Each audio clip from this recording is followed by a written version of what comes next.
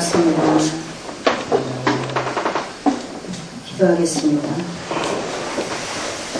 하나님 감사합니다. 오늘도 이렇게 명도교회에 이렇게 귀한 장이 열렸습니다. 많은 분들을 보내주셔서 이렇게 부흥성회로 하나님 참석하게 하시고 주님의 말씀을 들을 때에 우리가 많은 사람들이 안다고 하지만 들을 때마다 새로워지는 그런 은혜가 있기를 원합니다. 아멘.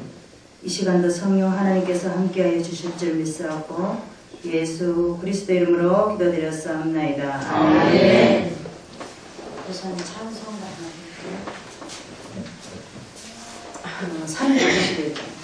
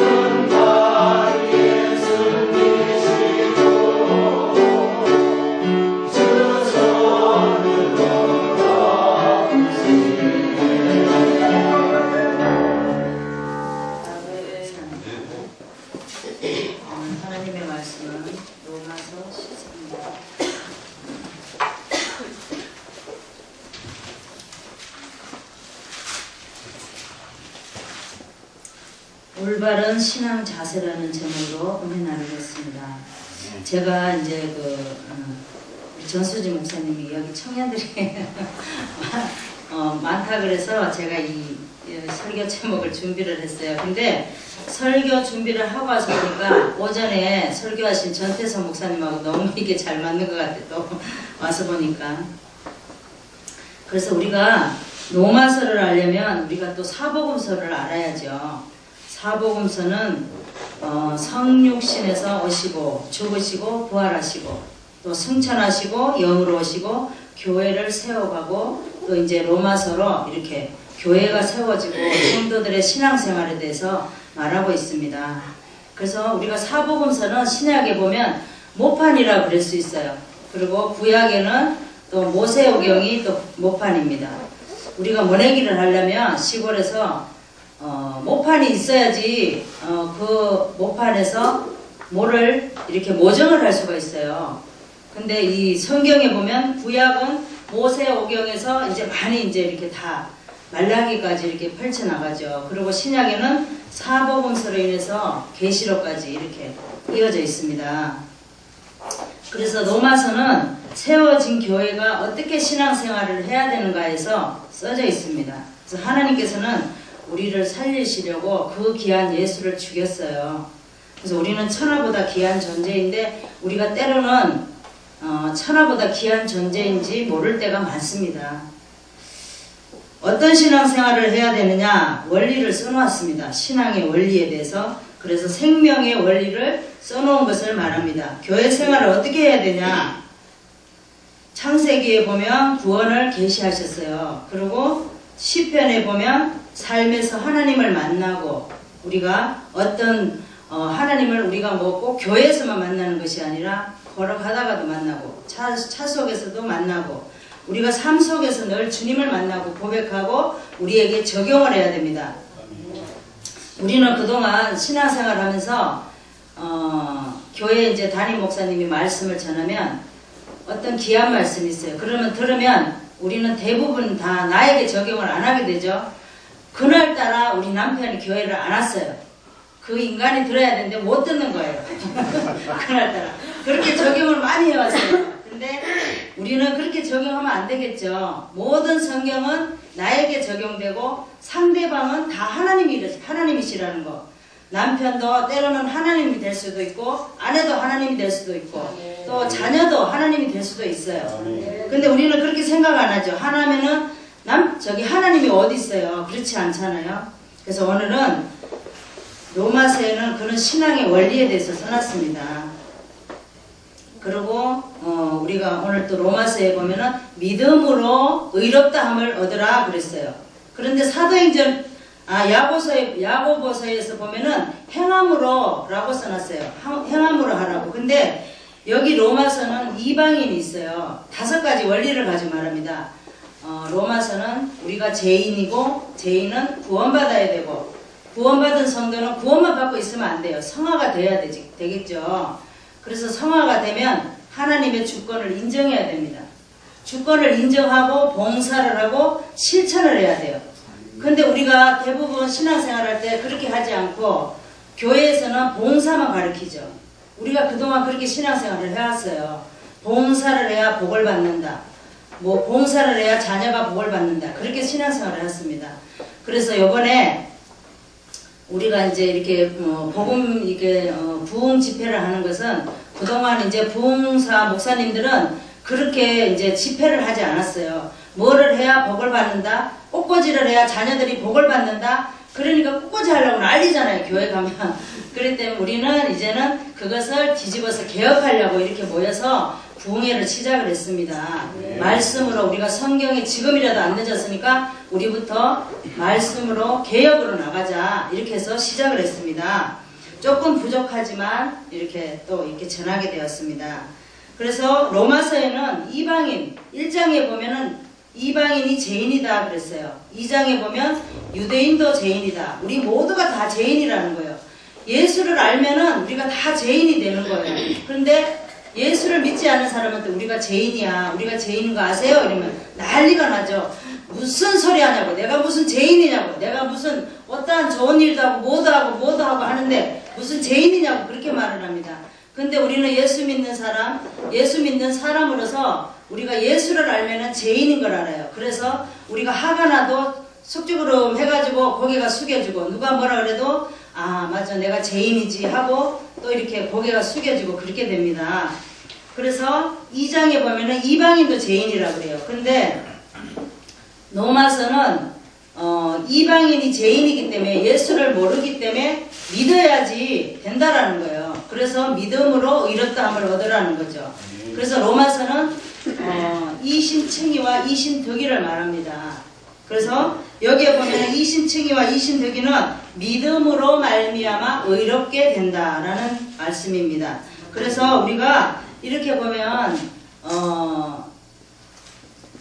야고보서는 보면 행함으로 의롭게 된다라고 얘기했어요. 그것도 맞아요. 왜냐하면은 유대인들은 이미도 하나님을 믿고 있기 때문에 그들은 행함으로 믿는 게 맞습니다. 그래서 어떤 것이 맞냐 그게 아니라 다 맞는 거죠. 이방인에게는 믿음으로 의롭다 하는 것이 맞고 유대인에게는 행함으로 하는 것이 맞습니다. 그리고 이제 이거는 지금 바울 서신인데 받는 사람이 기록되어 있고 사도 서신은 쓴 사람이 누구냐에 따라서 기록되어 있습니다. 그리고 로마서는 대필자는 더디오가 쓴 것이에요. AD 57년에 사도 바울은 로마로 가고 싶었으나 예루살렘에 가난하고 아주 부족한 사람들이 많이 살았어요. 그래가지고 이방인에게 헌금한 헌금을 예루살렘에 갖다 줘야 돼서 고린도 교회에 있을 때 3개월 동안 머물러 있을 때 로마 교회에 편지를 쓴 그런 내용입니다. 그래서 3차 전도여행 때 쓴 편지예요. 그래서 로마에는 사도들이 세운 교회가 아니고 로마에 자체적으로 전쟁, 포로와 상업들의 여러 가지 이유로 유대인과 이방인들이 신앙생활하고 있었습니다. 로마는 강대국이기 때문에 유대인들도 극하게 세력을 갖고 있었어요. 유대인들은 다른 사람들과 마찰이 자꾸 일어났어요. 왜냐하면 우리는 율법에 자기네들은 율법을 주장하는 거예요. 그리고 우리는 할례를 받았다. 아브라함의 자손이다. 이렇게 하면서 주장을 많이 하죠. 그래서 율법을 지켜야 구원받는다라고 유대인들은 외치고 있습니다. 할례를 받아야 구원받는다. 우리가 2장에 보면 로마서 2장에 보면 2장에 보면 25절에 보면 율법에 행한 즉 할례가 유익하나 만일 율법에 범한 즉 내 할례가 무할례가 되었느니라. 그런즉 무할례가 율법의 제도를 지키면 그 무할례는 할례와 같이 여길 것이 아니냐 그랬어요. 근데 무할례가 먼저죠. 아브라함은 의롭다함을 먼저 얻었어요. 그러니까 할례는 17장에 받고 의롭다함은 15장에 있어요. 그런데 이 유대인들은 28절에 보면 표면적 유대인이 유대인이 아니고 표면적 육신의 할례가 아니가 오직 이면적 유대인이 유대인이라는 거예요. 그러니까 관점이 바뀌어지지 않는 유대인은 유대인이 아니라는 거죠. 하나님만 믿고 유대인들은 예수님을 안 믿잖아요. 그래서 자기의 관점, 우리도 지금 예수를 믿으면서도 주의 종들도 그런 분들이 많아요. 이렇게 어떤 대화를 해보면 자기 얘기만 많이 하는 사람들이 많아요.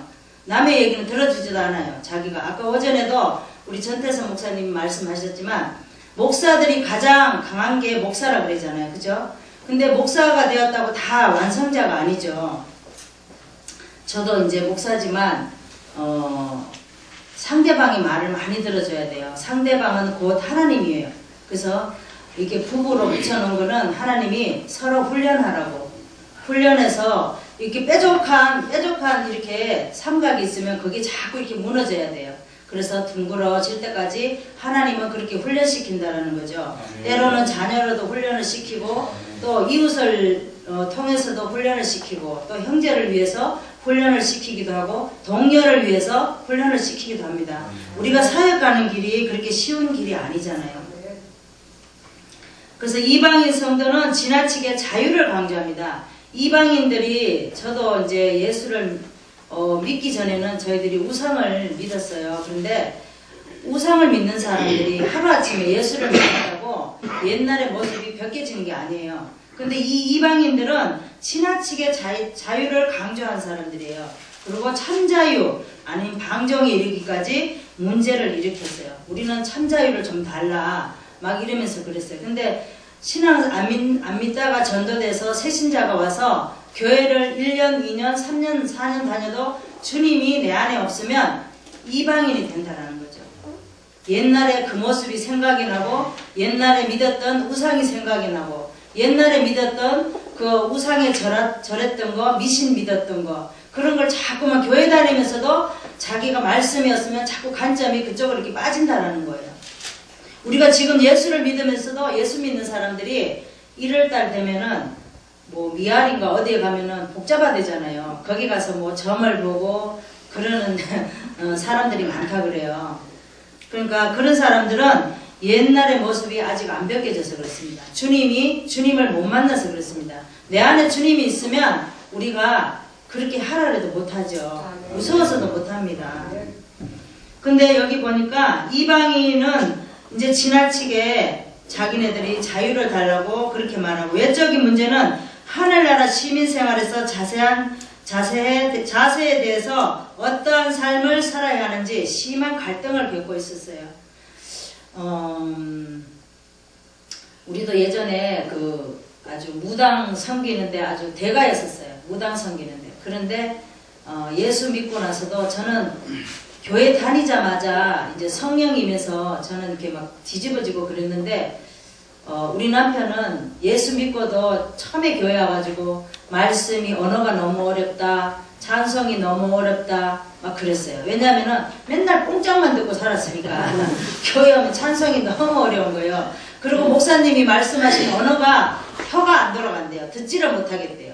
그래서 저도 많이 그랬어요. 중요한 말씀 하시면 아유 진짜 우리 신랑이 와서 들어야 되는데 오늘따라 왜 피곤하다고 교회를 안 오는 거야 이랬어요. 그런데 제가 주님을 만나고 그러고 나서는 제가 죄인인 걸 깨달았어요. 그러고 나서 우리 신랑을 너무 불쌍하게 생각하고 이해하고 그랬습니다. 그래서 여기까지 오게 됐습니다. 우리 전태성 목사님이 말씀하셨지만 대통령은 우리가 투표를 해서 뽑았지만 하나님이 세운 대통령입니다. 그래서 우리가 마음대로 끌어내릴 수도 없고 어떻게 할 수가 없습니다. 교회도 마찬가지예요. 그래서 우리는 어떠한 경우에서라도 우리는 하나님한테 복종하는 자가 되어야 됩니다. 의로운 일을 하는 사람에게는 통치자들이 두려움의 대상이 아니지만 악한 일을 행한 사람에게는 두려움의 대상이 될 수 있다는 겁니다. 그래서 권세가 하나님부터 왔으니 세상 권세는 복종하고 그들을 위해 항상 기도해야 됩니다. 예수를 믿지만 교회를 다니면 이렇게 많이 흔히 이제 목사님들이 그렇게 많이 말을 하죠. 이제 뭐라고 말을 해요? 교회를 다니면 큰 교회 다닌다고 많은 사람들이 전도할 때도 보면 큰 교회 다니면은 이렇게 내가 무슨 교회를 다닌다고 이렇게 말을 할 수가 있어요. 전도지도 주면서. 근데 작은 교회를 다니면 이름조차 이렇게 말을 하기를 싫어하는 사람이 있어요. 왜냐면 그 교회가 어디 교회예요? 막 이렇게 말을 하니까. 근데 우리는 큰 교회 다닌다고 우리가 하나님의 형상대로 닮아가는 모습이 아니에요. 작은 교회에서 더 열심히 하고 더 많은 것을 더 많이 배울 수 있다는 거예요. 그래서 오늘은 사도 바울은 뭐라 그래요? 큰 교회가 다가 아니라는 거예요. 작은 교회도 하나님이 계신다 그랬어요. 어떤 목사님이 많이 편찮으셨어요. 그래가지고 큰 병원에만 주장을 하는 거예요. 아파서 죽는데도 큰 병원만 주장하는 거예요. 그래가지고 제가 뭐라 그랬냐면 아니 목사님 아니 큰 병원만 의사가 있냐 작은 병원도 같이 의사 공부해서 의사가 된 사람들인데 그랬어요. 그런데 내가 뭐를 비유를 해서 말을 했냐면 아니 그러면 큰 교회만 그러면 목사님도 목사님인데 큰 교회만 하나님이 계시고 작은 교회는 하나님이 없습니까? 제가 그랬어요. 그렇잖아요. 왜 하나님은 큰 교회만 있습니까? 작은 교회도 있고 집에도 있고 어디 가도 다 하나님이 계셔요. 그런데 우리가 주의 종이 돼서도 그런 모습이 관점이 안 바뀌어진다는 겁니다.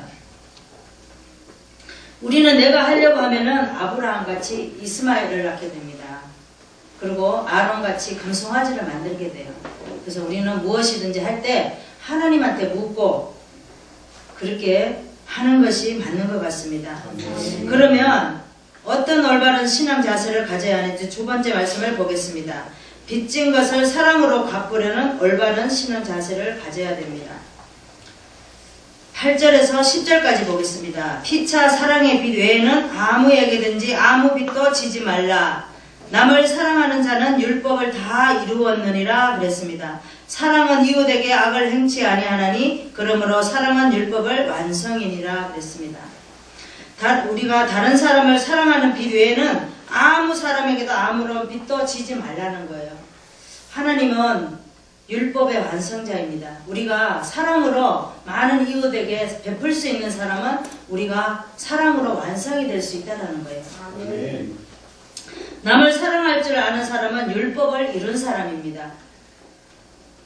다른 율법에는 간음, 살인 여러 가지 십계명이 있어요. 그런데 그 율법을 이루니나 이 모든 계명을 내 이웃에게 내 몸과 같이 사랑하는 사람은 율법으로 사랑을 이룬 사람이라 그랬습니다. 빚진 것은 사랑으로 갚으려는 올바른 신앙 자세를 가져야 됩니다. 우리는 하나님께 빚진 자입니다. 누구나 다 빚진 자예요. 그래서 우리는 하나님의 사랑에 빚진 자로서 사람들에게 사랑을 실천하며 하나님의 은혜를 늘 기억을 해야 될 줄 믿습니다. 세 번째, 영적 군사로 깨어 있어서 살아가는 올바른 신앙 자세를 가져야 됩니다. 11절에서 14절까지 보겠습니다. 또한 너희가 이 시기를 알거니와 자다가 깰 때가 벌써 되었다. 이는 이제 우리의 구원이 처음 믿을 때보다 가까웠음이니라. 밤이 깊고 낮이 가까웠으니 우리가 어두움의 일을 벗고 빛의 갑옷을 입자. 낮에와 같이 단정히 행하고 방탕과 술 취하지 말며 음란과 호색하지 말며 쟁토와 시기하지 말고 오직 주 예수 그리스도로 옷 입고 정욕을 위하여 육신의 일을 도모하지 말라 그랬습니다. 여기 보니까 피차 사랑 외에는 아무에게든지 아무 빚도 지지 말라고 말씀하고 있어요. 남을 사랑하는 자는 율법을 다 이루었다라는 겁니다. 사랑의 빛을 갚을 수 없어요. 예수님께서 십자가에 우리의 죄를 위해서 우리를 구원하시려고 돌아가신 분입니다. 제가 이제 이 명도교에 이제 이렇게 처음 왔잖아요. 와서 말씀을 전하는데 어둔하고 둔하지만 은혜로 함께하여 주신 줄 믿습니다. 제가 이제 지금 이제 저는 개척한 지가 2년 됐어요. 2년 조금 넘었어요. 조금 넘었고 성도 수는 10명이 넘질 않아요. 지금 그래서 전도 2년 동안은 제가 전도는 이제 가끔 했었어요. 가끔 하고 그렇게 열심히 하지 않았어요. 왜냐하면은 처음에 이제 교회를 개척을 해놓고 성도들이 막 몰려오는 거예요. 그래가지고 이거는 뭐야? 막 이래가지고 급한 마음에 제가 너무 막 극진히 한 거예요. 그래가지고 제가 너무 힘들었어요. 경험이 없어가지고. 근데 막 병이 나고 또 사람으로 인해서 어떤 이렇게 막 불미스러운 일도 있었어요. 그래서 그때 하나님이 저보고 그 사람들을 보면서 제가 제 자신을 생각했습니다. 하나님이 급하게 가지 말라고 그러는구나. 그래서 한 발 한 발 디디라고 그러는구나. 그래서 2년 동안 저는 말씀의 공부에 열중했어요. 말씀이 우리가 목사는 말씀에 미천이 있어야 되잖아요. 하도 치는 사람은 물질이 미천이 있어야 되죠. 우리는 주의 종이니까 말씀에 미천이 있어야죠. 그래야지 어떠한 상황에서도 말씀을 다 꺼낼 수가 있잖아요. 그래서 제가 2년 동안 전도는 그렇게 안 했어요. 몇 번 손가락 셀 수밖에 그렇게밖에 안 했어요. 그리고 말씀에 집중하면서 기도하면서 우리 식구라도 올바로 서야 되겠다 말씀으로. 그래서 가족들한테 열심히 하고 또 오는 지금 교회 성도들한테 최선을 다해서 말씀으로 어떻게 하면 주일날 또 새벽에 우리는 성모병원이 바로 이렇게 가깝게 있어요. 그래서 새벽에는 이제 중환자실에 있는 보호자들이 많이 와요. 그래서 말씀을 어떻게 해야지 맛있게 해서 저들에게 먹여줄 수 있는.